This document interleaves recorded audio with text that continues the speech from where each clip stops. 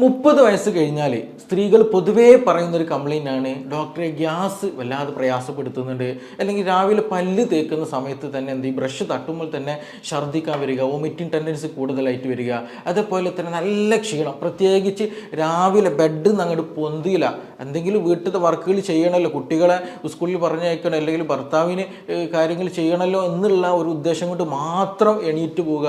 കാരണം അത്രത്തോളം ക്ഷീണം നല്ല രീതിയിൽ സ്ത്രീകളിൽ എന്ത് ചെയ്യും ബാധിക്കുന്നുണ്ടായിരിക്കും. അതേപോലെ തന്നെ പ്രത്യേകിച്ച് വൈകുന്നേര സമയങ്ങളിൽ ഒരു 3 മണി 4 മണി ആകുമ്പോൾ തന്നെ എന്ത് ചെയ്യും, ആളുടെ എനർജിയൊക്കെ പോയിട്ട് എവിടെയെങ്കിലും ഒരു സ്ഥലം കിട്ടിയിട്ടുണ്ടെങ്കിൽ നേരെ ചാഞ്ഞ് ഉറങ്ങിപ്പോകുന്ന നല്ല ക്ഷീണം പിടിച്ച ഒരു അവസ്ഥ പലപ്പോഴും പല ആളുകൾക്ക് ഉണ്ടാകാറുണ്ട്. ഇത് പല മെഡിസിൻ കഴിക്കും, പല വിറ്റാമിൻ ടാബ്ലറ്റുകൾ എടുക്കും, പക്ഷേ എന്ത് ചെയ്യില്ല, ഇത് പൂർണ്ണമായിട്ട് മാറില്ല എന്നുള്ളതാണ്. അപ്പോൾ ഇന്ന് നമ്മളൊരു ഡിസ്കസ് ചെയ്യാൻ പോകുന്നത് എന്തുകൊണ്ടാണ് ഇങ്ങനെ ഒരു 30-40 വയസ്സാകുന്ന സമയത്ത് സ്ത്രീകൾ ഇങ്ങനെ പെട്ടെന്ന് ക്ഷീണിച്ചു പോകുന്നത്, അല്ലെങ്കിൽ ഇങ്ങനെ ഒരു ക്ഷീണം കൂടുതൽ വരാനുള്ള റീസൺ എന്താണ്, അതെങ്ങനെ നമുക്കത് മാനേജ് ചെയ്യാം. ഈ വിറ്റാമിൻ ഗുളികൾക്ക് കഴിക്കുന്നുണ്ട്, അല്ലെങ്കിൽ മറ്റു പല മെഡിസിൻസ് എടുക്കുന്നുണ്ട്, പക്ഷെ അത് പൂർണ്ണമായിട്ട് മാറുന്നില്ല. അപ്പോൾ നമുക്കിത് വീട്ടിൽ നിന്ന് തന്നെ നമ്മുടെ ലൈഫ് സ്റ്റൈൽ മാനേജ് ചെയ്തിട്ട് എങ്ങനെ നമുക്കത് എന്ത് ചെയ്യും മുന്നോട്ട് കൊണ്ടുപോകാതിനെ കുറിച്ചിട്ടാണ് ഇന്ന് നമ്മൾ ഡിസ്കസ് ചെയ്യാൻ പോകുന്നത്. എൻ്റെ പേര് doctor Siraj, medical officer, QNB hospital, Koduvally. അപ്പോൾ ഈ പറയുന്ന ക്ഷീണം, അതായത് പ്രത്യേകിച്ച് രാവിലെ എന്ത് ചെയ്യില്ല, ബെഡ് നിങ്ങട്ട് എണീറ്റ് വരാൻ തോന്നില്ല എന്നുള്ളതാണ്. നല്ല ക്ഷീണം ഉണ്ടായിരിക്കും. അതുമാത്രമല്ല കൈകാലുകളിൽ നല്ല വേദന ഉണ്ടായിരിക്കും. നമ്മൾ ഷോൾഡർ പെയിൻ വേദന, അതേപോലെ തന്നെ ഹീൽ പെയിൻ നല്ല വേദന, നമ്മുടെ ഉപ്പുറ്റിയിൽ വേദന നല്ലോണം വരിക, അതേപോലെ ബാക്കിൽ ഊരവേദന നന്നായിട്ട് വരും, ചില നാട്ടിൽ തണ്ടല വേദന എന്നൊക്കെ പറയും, ബാക്ക് പെയിൻ കൂടുതലായിട്ട് വരിക, അതേപോലെ തന്നെ നല്ല വൊമിറ്റിംഗ് ടെൻഡൻസി വരിക, ഛർദ്ദിക്കാൻ വരിക, ചില സമയത്ത് നല്ല ക്ഷീണം, തല ചുറ്റുന്ന പോലെയൊക്കെ അവസ്ഥ വരിക. ഇതിൻ്റെയൊക്കെ ഒരു പ്രധാന റീസൺ എന്ന് പറയുന്നത്, പലപ്പോഴും നമ്മൾ പല ടെസ്റ്റുകളൊക്കെ ചെയ്യും, പക്ഷേ മിക്കപ്പോഴും നമ്മൾ ഈ പറയുന്ന എന്തെങ്കിലും മെഡിസിൻ ഒക്കെ കഴിച്ചാൽ മാറുകയൊക്കെ ചെയ്യും, പക്ഷേ ഇത് വീണ്ടും വീണ്ടും റിക്കറൻ്റ് ആയിട്ട് വരാനൊരു പ്രധാന റീസൺ എന്ന് പറയുന്നത് സ്ത്രീകളിൽ ഉണ്ടാകുന്ന യൂറിനറി ട്രാക്ട് ഇൻഫെക്ഷനാണ്. ഞാനിത് പറയും, ഇത് എനിക്കറിയാമല്ലോ, ഇത് ഇങ്ങനെ തന്നെയാണല്ലോ, ഇത് വലിയ സംഭവമൊന്നും ഇല്ല എന്ന് നിങ്ങൾക്ക് തോന്നുന്നുണ്ടായിരിക്കും. പക്ഷേ മിക്ക ആളുകളും ഇത് അവഗണിക്കുമ്പോൾ ഇത് ലാസ്റ്റ് സ്റ്റേജിലേക്ക് എത്തിക്കഴിഞ്ഞിട്ടുണ്ടെങ്കിൽ നല്ല സിവിയർ ആയിട്ടുള്ള ഇൻഫെക്ഷനിലേക്ക് എത്തും, ഇമ്മ്യൂണിറ്റി നല്ല രീതിയിൽ വീക്കായി പോകും, മറ്റു പല ബുദ്ധിമുട്ടുകളിലേക്ക് നമ്മൾ നയിക്കുമെന്നുള്ളതാണ്. പലരും ഇതെന്ത് ചെയ്യില്ല, മൈൻഡാക്കില്ല, അല്ലെങ്കിൽ ഡോക്ടർ എനിക്കത് ഇടയ്ക്കിടയ്ക്ക് വന്നു പോകുന്ന സംഗതിയാണ്, അല്ലെങ്കിൽ എനിക്കത് പ്രശ്നമില്ല, വെള്ളം കുടിച്ചാൽ മാറുന്ന സംഗതിയാണ്, അങ്ങനെ ഒരു നെഗ്ലക്റ്റിംഗ് ടെൻഡൻസി പലപ്പോഴും കാണാറുണ്ട് എന്നുള്ളതാണ്. പക്ഷേ നമ്മൾ ഇതിൽ നിന്ന് മനസ്സിലാക്കേണ്ടത് UTI എന്ന് പറയുന്നത് നമ്മുടെ ശരീരത്തിൽ അഡിക്കേറ്റഡ് ആയിട്ട് എപ്പോഴും ഇൻഫെക്ഷൻ വരുന്നുണ്ടെങ്കിൽ അതിനർത്ഥം നമ്മുടെ ഇമ്മ്യൂണിറ്റി കുറവാണ്. നമുക്ക് പെട്ടെന്ന് എന്തെങ്കിലും ഇൻഫെക്ഷനൊക്കെ വന്നു കഴിഞ്ഞാൽ പെട്ടെന്ന് ബാധിക്കാനുള്ള സാധ്യത വളരെ കൂടുതലാണ് എന്നുള്ളത് കൂടെ നമ്മൾ നിർബന്ധമായിട്ട് മനസ്സിലാക്കണം. നമ്മുടെ ഇമ്മ്യൂണിറ്റി കൂട്ടാൻ, അല്ലെങ്കിൽ രോഗപ്രതിരോധ ശേഷി കൂട്ടുന്നതിന് വേണ്ടിയിട്ടുള്ള കാര്യങ്ങൾ നിർബന്ധമായിട്ട് ചെയ്യണം എന്നുള്ളതാണ്. അപ്പോൾ ഈ പറഞ്ഞ UTI ഉള്ള ആളുകൾക്ക്, ചില ആളുകൾക്ക് നല്ല തലവേദന വരും, നല്ല ഛർദ്ദിക്കാൻ വരും, അതേപോലെ തന്നെ ഇനി പനിയായിട്ട് പ്രത്യേകിച്ച് കൂടുതലുണ്ടാവില്ല, അത് നമ്മൾ പ്രത്യേകം ശ്രദ്ധിക്കേണ്ട. എക്സ്റ്റേണലി അല്ലെങ്കിൽ പുറമെ നമുക്ക് തൊട്ട് നോക്കുമ്പോൾ ചൂടോ അങ്ങനെയൊന്നും ഉണ്ടാവില്ല, ആളെ കാണുന്ന സമയത്ത് നല്ലൊരു ക്ഷീണം തോന്നും, എവിടെയെങ്കിലൊക്കെ എപ്പോഴും കൂടുതൽ ഇങ്ങനെ ചുരുണ്ട് കൂടി കിടക്കാൻ തോന്നും എന്നൊക്കെ തോന്നും. പക്ഷേ രാത്രി സമയത്ത് ഇങ്ങനെയുള്ള ആളുകൾക്ക് എന്ത് ചെയ്യും, ഫാൻ ഇട്ടിട്ടുണ്ടെങ്കിൽ നല്ല കുളിര് ഫീൽ ചെയ്യും എന്നുള്ളതാണ്. ഫാൻ കിട്ടണമെങ്കിൽ പെട്ടെന്ന് എന്ത് ചെയ്യും, മൂടിപ്പോച്ച് കിടക്കാൻ തോന്നുക, അല്ലെങ്കിൽ ഫാൻ ഇടുമ്പോൾ തന്നെ എന്ത് ചെയ്യും, പെട്ടെന്ന് ഓഫാക്കണം എന്നുള്ളൊരു ടെൻഡൻസി ആ ആളുകൾക്ക് ഉണ്ടാകും എന്നുള്ളതാണ്. എസ്പെഷ്യലി രാത്രി സമയത്ത് ഫീവറുള്ള ആളുകൾക്ക്, ഇൻറ്റേർണൽ ഫീവറുള്ള ആളുകൾക്ക് ഇങ്ങനെ ഒരു ടെൻഡൻസി കൂടെ ഉണ്ടാകും എന്നുള്ളതാണ്. അപ്പോൾ UTI ഉണ്ടാകുന്ന യൂറിനറി ട്രാക്ട് ഇൻഫെക്ഷൻ ഉള്ള ആളുകൾക്ക് എന്ത് ചെയ്യും, രാത്രി സമയത്ത് ഫാൻ കിട്ടുന്ന സമയത്ത് നല്ല കുളിര് പോലെ പെട്ടെന്ന് എന്ത് ചെയ്യും, തണുക്കുന്ന പോലൊക്കെ ഫീൽ ചെയ്യും. അതേപോലെ ചില ആളുകൾക്ക് എന്ത് സംഭവിക്കാറുണ്ട്, വായ കഴിക്കുന്ന ഒരു കയ്പ്പ് രസം, ഒരു രുചി കിട്ടാറുണ്ട് എന്നുള്ളതാണ്. അപ്പോൾ നമ്മൾ മനസ്സിലാക്കേണ്ടത് എന്തോ ഒരു പ്രശ്നമുണ്ട്, സംതിങ് ഫിഷി, എന്തോ ഒരു പ്രശ്നം ഉണ്ട് എന്നുള്ളത് എന്ത് ചെയ്യണം, നമ്മൾ തീർച്ചയായിട്ടും മനസ്സിലാക്കണം എന്നുള്ളതാണ്. അപ്പോൾ അതിന് ഈ പറഞ്ഞ പോലെ കുളിര് വരാം, ചില ആളുകൾക്ക് വായിൽ കയ്പ്പ് വരാം, ചില ആളുകൾ നല്ല രീതിയിൽ ബാക്ക് പെയിൻ വരും എന്നുള്ളതാണ്, ഊരവേദന വരിക എന്നുള്ളത്. അപ്പോൾ ചിലപ്പോൾ എന്ത് ചെയ്യും, നമ്മളത് തെറ്റിദ്ധരിച്ചിട്ട് എന്തെങ്കിലും ഡിസ്കിന് പ്രശ്നമായിട്ട് ചില ആളുകൾ തെറ്റിദ്ധരിക്കാറുണ്ട്, അതല്ലെങ്കിൽ കോൺസ്റ്റിപ്പേഷൻ റിലേറ്റഡ് ആയിട്ട് എന്തെങ്കിലും പ്രശ്നമായാലും തെറ്റിദ്ധരിക്കാറുണ്ട്. ഇനി അതല്ല വേറെ എന്തെങ്കിലും വീണത് പ്രകാരം അല്ലെങ്കിൽ ഇനി ഒന്നുമല്ല എന്നുണ്ടെങ്കിൽ പീരീഡ്സ് സംബന്ധമായിട്ടുള്ള പ്രശ്നങ്ങളായിരിക്കും എന്നുള്ള രീതിയിൽ അതെന്ത് ചെയ്യും പരിഗണിക്കാതെ മാറ്റിവെക്കുന്ന പല ആളുകളും ഉണ്ട് എന്നുള്ളതാണ്. പക്ഷേ മിക്ക ആളുകൾക്കും ഒരു 60-70% ആളുകൾ വരുമ്പോൾ അവർക്ക് UTI കേസുകളിൽ പൊതുവെ എന്തുണ്ടാകാറുണ്ട്, ഈ പറയുന്ന ബാക്ക് പെയിൻ ഉണ്ടാകാറുണ്ട് എന്നുള്ളതാണ്. അപ്പോൾ നല്ല വെള്ളം കുടിക്കുന്ന സമയത്ത് എന്ത് ചെയ്യും, ഈ വേദന മാറും എന്നുള്ളതാണ് ഇതിൻ്റെ മറ്റൊരു പ്രത്യേകത എന്നുള്ളത്. അപ്പോൾ ഈ പറഞ്ഞതുപോലെ ചില ആളുകൾക്ക് എന്ത് ചെയ്യും, ഈ പറഞ്ഞതുപോലെ ബാക്ക് പെയിൻ ഉണ്ടായിരിക്കും. ഇനി മറ്റു ചില ആളുകൾക്ക് എന്ത് ചെയ്യും, ശരീരം മുഴുക്കെ വേദന ഉണ്ടായിരിക്കും, നല്ല ക്ഷീണം ഉണ്ടായിരിക്കും, കൂടുതൽ നടന്നാൽ വേദന, മസിൽ നല്ലോണം രീതി കോച്ചി പിടിക്കുക, അതുപോലെ തന്നെ ഒരു ഭാഗത്ത് നിന്ന് ഇരുന്ന് എണീക്കുമ്പോൾ പൊന്തി കിട്ടില്ല, കൈകാലുകൾക്ക് വേദന വരിക, കഴുത്ത് വേദന വരിക, കൈക്കൊക്കെ തരിപ്പ് അനുഭവപ്പെടുക, ഇങ്ങനെയൊക്കെയുള്ള പല അവസ്ഥകൾ, അങ്ങനെ ബോഡി മുഴുവനായിട്ട് കൈകാലുകൾക്കിടയിൽ എന്ത് ചെയ്യുക, ഈ ഒരു പെയിൻഫുൾ ആയിട്ടുള്ള ഒരു കണ്ടീഷൻ വരിക, നല്ല ക്ഷീണം അല്ലെങ്കിൽ കോച്ചിപ്പിടുത്തം, ഇങ്ങനെയൊക്കെയുള്ള അസ്വസ്ഥതകൾ ഉണ്ടാകുക എന്നുള്ളതാണ് ഈ ഒരു മറ്റൊരു അടയാളമായിട്ട് നമുക്ക് പറയാനുള്ളത് എന്നുള്ളത്.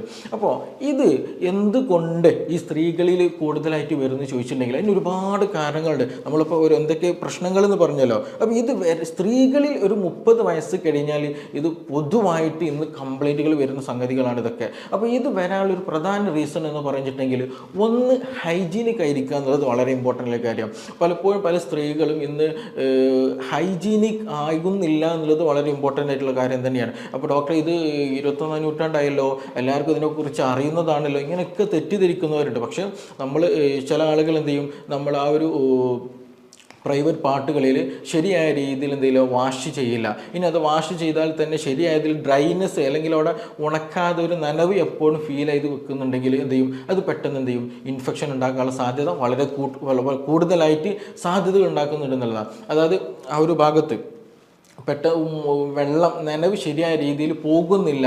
നമ്മൾ ടോയ്ലറ്റിലൊക്കെ പോയിട്ട് വാഷ് ചെയ്ത് വരുന്ന സമയത്ത് നല്ല ഡ്രൈ ആക്കിയിട്ടുള്ള ഒരു കണ്ടീഷൻ ആക്കി എടുക്കണം. ഇല്ല എന്നുണ്ടെങ്കിൽ എന്ത് സംഭവിക്കും, അവിടെ ആ ഒരു നനവും അവിടെ ഉണ്ടാകുന്ന ഒരു ഹീറ്റെല്ലാം കൂടി കഴിഞ്ഞിട്ട് അവിടെ പെട്ടെന്നുള്ള ഇൻഫെക്ഷനുള്ള സാധ്യത വളരെ വളരെ കൂടുതലാണ് എന്നുള്ളതാണ്. അപ്പോൾ എന്താ ചെയ്യുക, ഹൈജീനിക് ഇമ്പോർട്ടൻ്റ്. അതേപോലെ തന്നെ ഒരു ദിവസം ഇങ്ങനെ എസ്പെഷ്യലി ഇങ്ങനെ ഇടയ്ക്കിടയ്ക്ക് ഇങ്ങനെ ഇൻഫെക്ഷനൊക്കെ വരുന്ന സമയത്ത് UTI ഉള്ള ആളുകൾ ശ്രദ്ധിക്കേണ്ടതാണ് എന്ത്, ഒരു ദിവസം എന്ത് ചെയ്യുക, ഒന്നിലധികം 2-3 ഇന്നർ വെയർ എന്ത് ചെയ്യണം, മാറി ഉപയോഗിക്കാൻ പ്രത്യേകം ശ്രദ്ധിക്കുക. നല്ല വൃത്തിയുള്ള ഇന്നർ വെയർ മാറ്റിയിടാൻ പ്രത്യേകം ശ്രദ്ധിക്കുക എന്നുള്ളതാണ്. ഒരു ഇന്നർ രാവിലെ ഇട്ടിട്ട് പിറ്റേ ദിവസം ഇടുന്ന വരെ 24 മണിക്കൂർ നമ്മൾ ഉപയോഗിക്കുന്ന സമയത്ത് ആ ഒരു ഭാഗത്ത് എന്ത് ചെയ്യും, ആ ഒരു കോട്ടണിലും പ്രത്യേകിച്ച് ഈ പറഞ്ഞ പോലെ അവിടെ ഒരു ഹീറ്റ് അക്യുമുലേഷൻ ഉണ്ടായിരിക്കും. പ്രത്യേകിച്ച് വിയർപ്പൊക്കെ ഉള്ള ആളുകളാണെങ്കിൽ പെട്ടെന്ന് നനവൊക്കെ വന്നിട്ട് എന്ത് ചെയ്യും, പെട്ടെന്ന് ഇൻഫെക്ഷനുള്ള സാധ്യത വളരെ കൂട്ടും എന്നുള്ളതാണ്. അപ്പോൾ അത് നിർബന്ധമായിട്ട് ശ്രദ്ധിക്കണം എന്നുള്ളതാണ്. അപ്പോൾ ഹൈജീനിക് വളരെ ഇമ്പോർട്ടൻ്റ് ആണ്.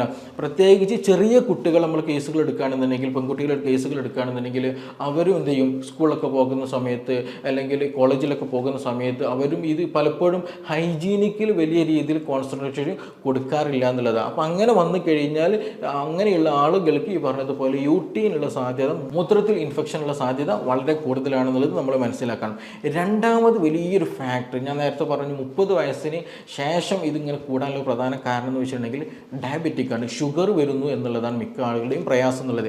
കാരണം നമ്മുടെ ഷുഗർ നമ്മുടെ ശരീരത്തെ ബാധിച്ചു കഴിഞ്ഞാൽ നമ്മുടെ ഇമ്മ്യൂണിറ്റിയെ തന്നെ നല്ല രീതിയിൽ ബാധിക്കും. അത് നമ്മൾ ടോട്ടൽ ബോഡി മെറ്റബോളിസം പക്ക എന്ത് ചെയ്യും, നല്ല മാറ്റങ്ങൾ വരും. ചിലത് കൂടും, ചിലത് ഡൗൺ ആയി പോയും. അങ്ങനെ ഇമ്മ്യൂണിറ്റി ടോട്ടൽ എന്ത് ചെയ്യും, ആ സമയത്ത് ഡൗൺ ആകുകയും ഇൻഫ്ലമേഷൻസ് അമിതമായിട്ട് ശരീരത്തിൽ വന്നുകൊണ്ടിരിക്കും എന്നുള്ളതാണ്. അതുകൊണ്ട് തന്നെ ഷുഗർ ഉള്ള ആളുകൾക്ക് എന്ത് ചെയ്യും, നമുക്ക് തന്നെ അറിയാം, നമ്മുടെ വീട്ടിൽ അല്ലെങ്കിൽ നമ്മുടെ പരിചയത്തിലുള്ള ആളുകൾ ഉണ്ടായിരിക്കും. എന്താണ് ഈ ഷുഗർ വന്നു കഴിഞ്ഞാൽ എന്ത് ചെയ്യും, പെട്ടെന്ന് അസുഖങ്ങൾ വരും. ഒന്ന് മാറി അടുത്തത് മാറി അടുത്തത്, ഇങ്ങനെ റിപ്പീറ്റഡ്ലി എന്ത് ചെയ്യും, അസുഖങ്ങൾ വരും എന്നുള്ളതാണ്. അപ്പോൾ അതൊരു കാരണമാണ്.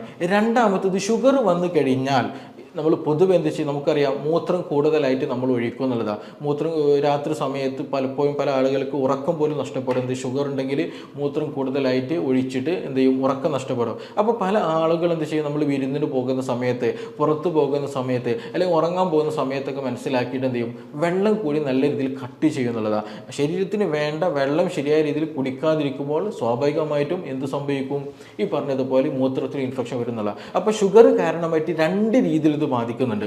ഒന്ന്, നമ്മുടെ ഇമ്മ്യൂണിറ്റി ഡൗൺ ആയി കഴിയുമ്പോൾ പെട്ടെന്ന് ഇൻഫെക്ഷൻ ബാധിക്കും. രണ്ട്, ഷുഗർ കൂടിക്കഴിഞ്ഞാൽ സ്വാഭാവികമായിട്ടും മിക്ക ആളുകൾ വെള്ളം കൂടി കുറക്കും. അങ്ങനെ കുറച്ച് കഴിഞ്ഞാൽ ഈ പറഞ്ഞതുപോലെ UTI വരും എന്നുള്ളതാണ്. ഇനി മറ്റൊരു കാരണം എന്താണെന്ന് ചോദിക്കുകയാണെങ്കിൽ മൂത്രം പിടിച്ച് വെക്കുന്ന ടെൻഡൻസി പല ആളുകൾക്കുണ്ട്. എസ്പെഷ്യലി നമ്മളൊരു പ്രൊഫഷണൽ വർക്ക് സൈഡിലെ ടീച്ചേഴ്സ്, എല്ലാ ടീച്ചേഴ്സിനും പറയല്ല കേട്ടോ, എന്തെങ്കിലും ഒഫീഷ്യലി നമ്മൾ എന്താ പറയുക കൂടുതലായിട്ട് ഒരു വർക്കിൽ എൻഗേജ്ഡ് ആയിരിക്കുന്ന സമയത്ത് എന്താ ചെയ്യുക, ഇത് കഴിഞ്ഞിട്ടേ പോവുകയുള്ളൂ. ഇപ്പോൾ എസ്പെഷ്യലി കുട്ടികളൊക്കെ ആണെന്നുണ്ടെങ്കിൽ സ്കൂളിൽ പോകുന്ന സമയത്ത് ചില ടീച്ചേഴ്സ് സ്കൂളിൽ നിന്ന് എന്ത് ചെയ്യും മൂത്രിക്കാൻ വിടാത്ത കണ്ടീഷനിൽ ടീച്ചേഴ്സിന് പേടിച്ചിട്ട് അല്ലെങ്കിൽ ബാത്റൂമിൽ പോകാൻ മടിച്ചിട്ട് എന്ത് ചെയ്യും, ഈ പറഞ്ഞതുപോലെ വെള്ളം കുടിക്കുകയില്ല. ഇനി മൂത്രം ഒഴിക്കാൻ വന്നാൽ തന്നെ എന്ത് ചെയ്യും, മൂത്രം ഒഴിക്കില്ല, പിടിച്ചു വെക്കുന്ന ടെൻഡൻസി ഉണ്ടാകാറുണ്ട്. അതും ഈ പറഞ്ഞതുപോലെ നമ്മുടെ UTI ഉണ്ടാക്കാനുള്ള സാധ്യത കൂട്ടുന്നതാണ്. അതുപോലെ അത് ബ്ലാഡറിനെയും നമ്മുടെ കിഡ്നിയെയും അത് സാരമായി ബാധിക്കും എന്നുള്ളത് തന്നെ നമ്മൾ മനസ്സിലാക്കേണ്ടത്. അപ്പോൾ എപ്പോഴാണ് മൂത്രം ഒഴിക്കാനുള്ള ടെൻഡൻസി ഉണ്ടാകുന്നത് അപ്പോൾ തന്നെ അത് മൂത്രം ഒഴിച്ച് അല്ലെങ്കിൽ അത് എന്ത് ചെയ്യുക, ക്ലിയർ ചെയ്യേണ്ടതാണ്. ഇല്ല എന്നുണ്ടെങ്കിൽ UTIക്കുള്ള സാധ്യത വളരെ വളരെ കൂടുതലാണ് എന്നുള്ളതാണ്. ഇനി മറ്റൊരു കാരണം എന്താണ് ചോദിക്കുകയെന്നുണ്ടെങ്കിൽ സ്റ്റോൺ ഉള്ള ആളുകൾക്ക്, മൂത്രത്തിൽ കല്ല് ഉള്ള ആളുകൾക്ക് ഈ പറഞ്ഞതുപോലെ എന്ത് സംഭവിക്കും, മൂത്രത്തിൽ ഇടയ്ക്കിടയ്ക്ക് ഇങ്ങനെ ഇൻഫെക്ഷൻ ഉണ്ടാകും എന്നുള്ളതാണ്. നമുക്കറിയാം മൂത്രത്തിൽ കല്ല് എന്നത് മറ്റൊരു വശം തന്നെയാണ്, അല്ലെങ്കിൽ മറ്റൊരു അസുഖം തന്നെയാണ്. അപ്പോൾ ഈ മൂത്രത്തിൽ കല്ല് വരുന്ന പ്രശ്നം ചെയ്യുകയാണെന്നുണ്ടെങ്കിലും എന്താണ്, വെള്ളം കൂടി കുറഞ്ഞാലാണ് ഈ കല്ലും വരുന്നത്. നമ്മുടെ ശരീരത്തിൽ ഒരു നമുക്കറിയാം 75% അല്ലെങ്കിൽ ആ നിയറസ്റ്റ് ആയിട്ട് എന്തുണ്ട്, അത്രത്തോളം വെള്ളം ഉണ്ട് എന്നുള്ളതാണ്. കാരണം അപ്പോൾ ആ ഒരു വെള്ളത്തിൻ്റെ എമൗണ്ടിൽ മാറ്റങ്ങൾ വന്നു കഴിഞ്ഞാൽ എന്ത് ചെയ്യും, നമ്മുടെ ശരീരത്തിൽ ഉണ്ടാകുന്ന സോൾട്ടുകൾ അക്യുമുലേറ്റ് ചെയ്തിട്ട് എന്ത് ചെയ്യും, ഈ പറഞ്ഞ സ്റ്റോണുകളായിട്ട് മാറും എന്നുള്ളതാണ്. സിമ്പിളായിട്ട് പറയുകയാണെങ്കിൽ നമ്മുടെ യൂറിക് ആസിഡ് സ്റ്റോൺ എന്ന് പറയുന്നത്, അത് യൂറിക് ആസിഡ് എന്നുള്ളത് നമ്മുടെ ശരീരത്തിൽ ഉണ്ടാകുന്ന ഒരു ബൈ പ്രൊഡക്റ്റ് ആണ്, അല്ലെങ്കിൽ വേസ്റ്റ് മെറ്റീരിയലാണ്. അപ്പോൾ അത് പൊതുവേ എല്ലാവരുടെ ശരീരത്തിൽ എന്ത് ചെയ്യും, ഈ പറഞ്ഞതുപോലെ മൂത്രത്തിലൂടെ റിമൂവ് ചെയ്യും എന്നുള്ളതാണ്. അപ്പോൾ ഇനി അഥവാ വെള്ളം കൂടി കുറഞ്ഞ ഒരാൾ അല്ലെങ്കിൽ യൂറിക് ആസിഡ് ശരീരത്തിൽ കൂടുതലായിട്ട് ഉൽപ്പാദിപ്പിക്കപ്പെടുന്ന ആളുകളെ സംബന്ധിച്ചിടത്തോളം എന്ത് ചെയ്യും, ഈ യൂറിക് ആസിഡ് അക്യുമുലേറ്റ് ചെയ്തിട്ട് അത് പിന്നെ എന്ത് ചെയ്യും, സംശീകരിച്ചിട്ട് അത് ചെറിയ രൂപത്തിലെ കല്ലുകളായിട്ട് മാറും എന്നുള്ളതാണ്. അപ്പോൾ അങ്ങനെ യൂറിക് ആസിഡ് എന്ത് ചെയ്യും, അത് സ്റ്റോൺ ആയിട്ട് മാറും. അത് വെള്ളത്തിൻ്റെ എമൗണ്ട് നമ്മുടെ ശരീരത്തിൽ കുറഞ്ഞു കഴിഞ്ഞാൽ പിന്നീട് എന്ത് ചെയ്യും, അവിടെ സംശീകരിച്ചിട്ട് ഈ പറയുന്ന സോൾട്ടുകളെല്ലാം സ്റ്റോണുകളായിട്ട് രൂപാന്തരപ്പെടും എന്നുള്ളതാണ്. അപ്പോൾ ഈ മൂത്രത്തിൽ കല്ലുള്ള ആളുകളൊക്കെ ഇപ്പോൾ ടെസ്റ്റുകളൊക്കെ ചെയ്യുന്ന സമയത്ത് ചിലപ്പോൾ ഡോക്ടർ പറയും, ബ്ലാഡറിലൊരു സ്റ്റോൺ ഉണ്ട്, അല്ലെങ്കിൽ ചെറിയ സ്റ്റോണാണ്, ചിലപ്പോൾ അത് മൂത്രയിച്ചാലൊക്കെ പോകും, കുഴപ്പമൊന്നുമില്ല, മെഡിസിൻ കഴിച്ചാലും മതി, ശ്രദ്ധിക്കണം, ഇങ്ങനെ കാര്യങ്ങളൊക്കെ പറയും. അത് അല്ലെങ്കിൽ ഇനി കിഡ്നിയിൽ സ്റ്റോൺ ഉണ്ട്, അല്ലെങ്കിൽ യുറീറ്ററിൽ സ്റ്റോൺ ഉണ്ടെന്നൊക്കെ എന്ത് ചെയ്യും, ഡോക്ടേഴ്സ് പ്രത്യേകം പറയും. പക്ഷേ ഇതെന്ത് ചെയ്യും, ശരിയായ രീതിയിൽ വെള്ളം കുടിക്കുകയില്ല, അല്ലെങ്കിൽ ശരിയായ രീതിയിൽ ട്രീറ്റ്മെൻറ്റ് എടുക്കാതിരുന്ന് കഴിഞ്ഞിട്ടുണ്ടെങ്കിൽ ഈ പറഞ്ഞതുപോലെ എന്ത് സംഭവിക്കും, ഇടയ്ക്കിടയ്ക്ക് മൂത്രം ഒന്ന് കുറയുക, നല്ല പെയിൻഫുള്ളായ കണ്ടീഷൻ വരിക, ഛർദ്ദിക്കാൻ വരുന്ന അവസ്ഥ വരിക, നല്ല രീതിയിൽ എന്ത് ചെയ്യും, ബാക്ക് പെയിൻ അല്ലെങ്കിൽ ഒരു ആൻറ്റീരിയർ തൈ ഒരു മുൻഭാഗത്ത് നല്ല വേദന വരിക, ഇങ്ങനെയുള്ള പല ബുദ്ധിമുട്ടുകളുണ്ടാകും. കൂടെ ഈ പറഞ്ഞിട്ടുള്ള UTI എന്നുള്ള കണ്ടീഷൻ ഉണ്ടാകും എന്നുള്ളതാണ്. അപ്പോൾ ഇങ്ങനെ ഈ മൂത്രത്തിൽ കല്ല് വരുന്ന ആളുകൾക്ക് ഈ പറഞ്ഞതുപോലെ എന്ത് ചെയ്യും, മൂത്രത്തിൽ ഇൻഫെക്ഷൻ വരാനുള്ള സാധ്യത വളരെ വളരെ കൂടുതലാണെന്നുള്ളതാണ്. അപ്പോൾ ഇങ്ങനെ ക്ഷീണമുണ്ട് ഡോക്ടറെ, അല്ലെങ്കിൽ ഞാനിപ്പോൾ ഇങ്ങനെ ഗ്യാസിന് മെഡിസിൻ കുടിക്കുന്നുണ്ട്, അല്ലെങ്കിൽ വൈറ്റമിൻ ടാബ്ലറ്റ്സ് കഴിക്കുന്നുണ്ട്, മറ്റു പ്രശ്നങ്ങളൊക്കെ മറ്റു പല സപ്ലിമെൻറ്റ്സ് ഞാൻ എടുക്കുന്നുണ്ട്, ഞാൻ ഇനി എന്ത് ചെയ്യണം എന്നുള്ളത് പലർക്കും സംശയം ഉണ്ടായിരിക്കും. നിങ്ങൾ ആദ്യം ചെയ്യേണ്ടത് ഇത് കൺഫേം ചെയ്യുക എന്നുള്ളതാണ്. അതിന് ഒരുപാട് ടെസ്റ്റുകൾ ഉണ്ടെങ്കിലും സിമ്പിളായിട്ട് നമുക്ക് ലാബിൽ ചെയ്യാൻ പറ്റുന്ന ടെസ്റ്റാണ് UTI അല്ലെങ്കിൽ യൂറിൻ RE എന്ന് പറയും, യൂറിൻ റുട്ടീൻ എക്സാമിനേഷൻ എന്ന് പറയും, URE എന്നുള്ളത്.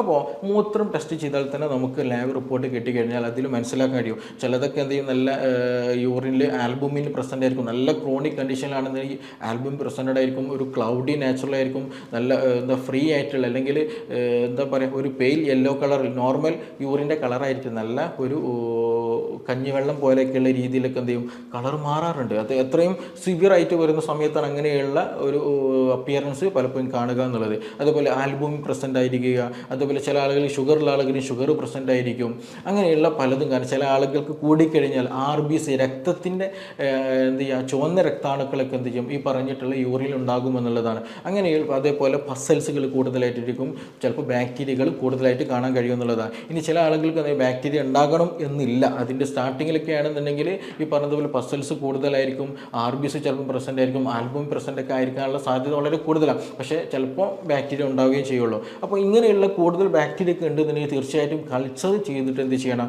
നമുക്ക് സ്പെസിഫിക് ആയിട്ടുള്ള ആൻറ്റിബയോട്ടിക് എടുത്തുകൾ അതിനുള്ള കോഴ്സ് നമ്മൾ സ്റ്റാർട്ട് ചെയ്തിട്ട് കൃത്യമായിട്ട് എന്ത് ചെയ്യണം, നമ്മളത് മെഡിസിൻ കഴിച്ച് മാറ്റുക തന്നെ വേണം. ഇല്ല എന്നുണ്ടെങ്കിൽ അത് നമുക്ക് നമ്മുടെ ശരീരത്തെ ബാധിക്കും. അത് പിന്നീട് സിസ്റ്റൈറ്റിസ് പോലെയുള്ള മറ്റു പല അവയവങ്ങളെയും ഇൻഫെക്ഷൻ ഇൻഫെക്ഷൻ ബാധിക്കുന്ന തരത്തിലേക്ക് മാറും എന്നുള്ളതാണ്. അപ്പോൾ എന്ത് ചെയ്യുക, ഇങ്ങനെയുള്ള ബുദ്ധിമുട്ടുള്ള ആളുകൾ, ഞാൻ ഈ പറഞ്ഞ പ്രശ്നങ്ങളും ബുദ്ധിമുട്ടുള്ള ആളുകൾ യൂറിൻ എന്ത് ചെയ്യുക, നിർബന്ധമായിട്ടൊന്ന് ടെസ്റ്റ് ചെയ്തിട്ട് ഉണ്ടോ ഇല്ലേ എന്നുള്ളത് നിർബന്ധമായിട്ട് ഉറപ്പ് വരുത്തണം. എന്നിട്ടൊരു ഡോക്ടർ നിർദ്ദേശത്തിൽ തന്നെ എന്ത് ചെയ്യുക, ട്രീറ്റ്മെൻറ്റ് മുന്നോട്ട് പോകാൻ ശ്രദ്ധിക്കുക എന്നുള്ളതാണ്. ഇനി നമ്മളിത് ശ്രദ്ധിക്കേണ്ടത്, വീട്ടിലൊക്കെയാണെന്ന് നമ്മൾ ശ്രദ്ധിക്കേണ്ടത് വെള്ളം നല്ലോണം കുടിക്കുക എന്നുള്ളതാണ്. പ്രായം എത്രയായാലും ഒരു ആവറേജ് ഒരു അഡൾട്ടായിട്ടുള്ളൊരു മനുഷ്യൻ എന്ത് ചെയ്യണം, ഒരു 2.5 ലിറ്റർ വെള്ളമൊക്കെ ദിവസം കുടിക്കാൻ നിർബന്ധമായിട്ട് ശ്രദ്ധിക്കുക എന്നുള്ളതാണ്. ഇനി മറ്റൊന്നെന്ന് വെച്ചിട്ടുണ്ടെങ്കിൽ പ്രത്യേകിച്ച് ഈ ഫ്രൂട്ട്സ് വെജിറ്റബിൾസ് ഒക്കെ നന്നായിട്ട് കഴിക്കാൻ ശ്രദ്ധിക്കുക. പ്രത്യേകിച്ച് വാട്ടറി ആയിട്ടുള്ള കുക്കുംബർ പോലെയുള്ള, തണ്ണിമത്തം പോലെയുള്ള, മുന്തിരി പോലെയുള്ള എന്ത് ചെയ്യുക, നന്നായിട്ട് എന്ത് ചെയ്യുക, ജ്യൂസായിട്ടോ അല്ലാത്ത രൂപത്തിലോ നല്ല രീതിയിൽ വെള്ളം കുടിക്കാൻ എന്ത് ചെയ്യുക, നമ്മൾ ജ്യൂസിലൂടെയോ അല്ലാത്ത രൂപത്തിലോ നല്ല പാനീയങ്ങൾ കുടിക്കാൻ നമ്മൾ നിർബന്ധമായിട്ട് ശ്രദ്ധിക്കുക എന്നുള്ളതാണ്. അതേപോലെ തന്നെ എന്ത് ചെയ്യുക, വെള്ളത്തിൽ നമ്മൾ ഇങ്ങനെയുള്ള ഗ്യാസിൻ്റെ പ്രശ്നങ്ങൾ, ഛർദ്ദിക്കാൻ വരുന്നുണ്ട്, ഇങ്ങനെയുള്ള കോച്ചിക്ക് വരുന്ന പനിക്ക് വരുന്ന ആളുകൾക്ക് ഏറ്റവും ബെസ്റ്റ് ആയിട്ടുള്ളൊരു ഹോം റെമഡിയാണ് മല്ലി. നമ്മൾ വീട്ടിൽ കൊത്തമ്പാലി എന്നൊക്കെ പറയും ചില നാടുകൾ, കൊറിയാണ്ടർ എന്ന് പറയും, നമ്മൾ മല്ലിപ്പൊടി ഉണ്ടാക്കുന്ന ഉരുണ്ടിട്ടുള്ള ആ ഒരു സംഗതി. അതെന്ത് ചെയ്യുക, വെള്ളത്തിലിട്ട് നമ്മൾ ജീരകവെള്ളം ഉണ്ടാക്കുന്ന പോലെ എന്ത് ചെയ്യുക, മല്ലി തിളപ്പിച്ച് ആ വെള്ളം സ്ഥിരമായിട്ട് ഒരു 2.5 ലിറ്ററൊക്കെ നമ്മൾ ഭക്ഷണം കഴിച്ചു കഴിഞ്ഞാലും അല്ലാതെ ദാഹിക്കുന്ന സമയത്തൊക്കെ എന്ത് ചെയ്യുക, ആ വെള്ളം നന്നായിട്ട് കുടിക്കുക. അതേപോലെ ജീരക വെള്ളം നന്നായിട്ട് കുടിക്കുക. അതേപോലെ നന്നാറിയുടെ വെള്ളം എന്ത് ചെയ്യുക, തിളപ്പിച്ചിട്ട് അത് നന്നായിട്ട് കുടിക്കാൻ ശ്രദ്ധിക്കുക. അതേപോലെ തന്നെ ഇളനീരിൻ്റെ വെള്ളമൊക്കെ എന്ത് ചെയ്യുക, നന്നായിട്ട് കുടിക്കാൻ ശ്രദ്ധിക്കുക. നമ്മളിതിൽ നിർബന്ധമായിട്ട് ഇത്രയും വെള്ളം അല്ലെങ്കിൽ ജ്യൂസ് വിഷയങ്ങൾ പറയാൻ കാരണം ഇതിൻ്റെ ഒരു ഓൾമോസ്റ്റ് വലിയൊരു ശതമാനം ഈ പറഞ്ഞിട്ടുള്ള വെള്ളം കുടിക്കാത്തത് പ്രകാരമായിട്ടുണ്ടാകുന്ന UTI ആയതുകൊണ്ടാണ്. അപ്പോൾ ഇങ്ങനെയുള്ള വാട്ടർ ഇൻടേക്ക് എന്ത് ചെയ്യണം, നമ്മൾ നിർബന്ധമായിട്ടും അഡിക്വേറ്റ് ആയിട്ട് എപ്പോഴും കഴിക്കാൻ ശ്രദ്ധിക്കുക. ഇനി ഷുഗർ ഉള്ള ആളുകളാണെന്നുണ്ടെങ്കിൽ നിർബന്ധമായിട്ടും ഷുഗറിന് വേണ്ട ട്രീറ്റ്മെൻറ്റ് എടുക്കണം. ഡോക്ടറെ കണ്ടിട്ട് നിർദ്ദേശം സ്വീകരിച്ചിട്ട് അത് ചെയ്യാൻ ശ്രദ്ധിക്കുക. ഇനി മറ്റൊന്ന് അൺഹൈജീനിക് ആണ്, അതായത് നിങ്ങളുടെ പ്രൈവറ്റ് പാർട്ടിൽ എന്തെങ്കിലും ഇച്ചിങ് വരുന്നുണ്ട്, അവിടെ ഫംഗൽ ഇൻഫെക്ഷൻ വരുന്നുണ്ട്. അതേപോലെ തന്നെ എസ്പെഷ്യലി ചില ആളുകൾ എന്ത് ചെയ്യും, ബ്ലേഡ് വെച്ചിട്ട് ക്ലീൻ ചെയ്യുന്ന സമയത്തൊക്കെ എന്ത് ചെയ്യും, പെട്ടെന്ന് ഇൻഫെക്റ്റഡ് ആയി വരും, അവിടെ സ്കിന്ന് ഡാർക്ക് കളറായിട്ട് വരിക. അതേപോലെ ഇവിടെ എന്തെങ്കിലും ഫ്ലൂയിഡ് എന്തെങ്കിലും എപ്പോഴും ഇങ്ങനെ ഒരു ഇൻഫെക്റ്റഡ് ആയിട്ടുള്ള ഒരു ഫ്ലൂയിഡ് വരുന്നുണ്ടെന്നെങ്കിലൊക്കെ അതൊക്കെ നിർബന്ധമായിട്ടും അൺഹൈജീനിക് ആയി വരുമ്പോൾ സമയത്താണ് സംഭവിക്കാറുള്ളത്. അപ്പോൾ എപ്പോഴും നല്ല ക്ലീൻ ആയിട്ട് ഒരു എപ്പോഴും ഒരു ഹെൽത്തി ആയിട്ട് അത് കൊണ്ടു നടക്കാൻ നമ്മൾ നിർബന്ധമായിട്ട് ശ്രദ്ധിക്കണം. ഈ കാര്യങ്ങളൊക്കെ ശ്രദ്ധിച്ചാൽ തന്നെ എന്ത് ചെയ്യും, പൂർണ്ണമായിട്ട് ഈ പറയുന്ന പ്രശ്നങ്ങൾ മാറ്റിയെടുക്കാൻ കഴിയും. അപ്പോൾ നിങ്ങൾ എന്ത് ചെയ്യുക, നിങ്ങൾക്ക് ഇങ്ങനെ പ്രശ്നങ്ങളൊക്കെ ഉണ്ടെന്നുണ്ടെങ്കിൽ ഈ പറഞ്ഞ മെത്തേഡിലൂടെ നിങ്ങൾ ടെസ്റ്റുകളൊക്കെ നടത്തിയിട്ട് ഒരു ഡോക്ടറെ കണ്ടിട്ട് നിർദ്ദേശം സ്വീകരിച്ചിട്ട് മാത്രം മുന്നോട്ട് പോകുക. അല്ലാതെ നിങ്ങൾ ഒരുപാട് കാലം ഗ്യാസിന് മരുന്ന് കുടിച്ചിട്ടോ അല്ലെങ്കിൽ കുറേ കാലം വൈറ്റമിൻസിനോ അല്ലെങ്കിൽ സപ്ലിമെൻറ്റ്സ് കഴിച്ചത് കൊണ്ട് ഇത് പൂർണ്ണമായിട്ട് മാറിക്കിട്ടില്ല. ഇതിൻ്റെ സോഴ്സ് എവിടെയാണോ ഇതിൻ്റെ കാരണം എന്നുള്ളത് ഫൈൻഡ് ഔട്ട് ചെയ്തിട്ട് നിർബന്ധമായിട്ടും ആ കാരണത്തെ നമ്മൾ ട്രീറ്റ് ചെയ്യണം. ഇല്ല എന്നുണ്ടെങ്കിൽ അത് മറ്റു പല ഇൻഫെക്ഷനിലേക്കും മറ്റു പല സിസ്റ്റൈറ്റിസ് പോലെയുള്ള കണ്ടീഷനിലൊക്കെ എന്ത് ക്രോണിക് ആകുന്ന കണ്ടീഷനിലേക്ക് അത് നമ്മൾ നയിക്കും എന്നുള്ളതാണ്. അപ്പോൾ ഇതുമായി ബന്ധപ്പെട്ട് എന്തെങ്കിലുമൊക്കെ സംശയങ്ങളുണ്ട്, കൂടുതൽ അറിയണം താല്പര്യമുണ്ടെങ്കിൽ താഴെ തന്നിട്ടുള്ള നമ്പറിൽ ബന്ധപ്പെടാവുന്നതാണ്. നമുക്ക് മറ്റൊരു വിഷയവുമായി ബന്ധപ്പെട്ടിട്ട് വീണ്ടും കാണാം. താങ്ക്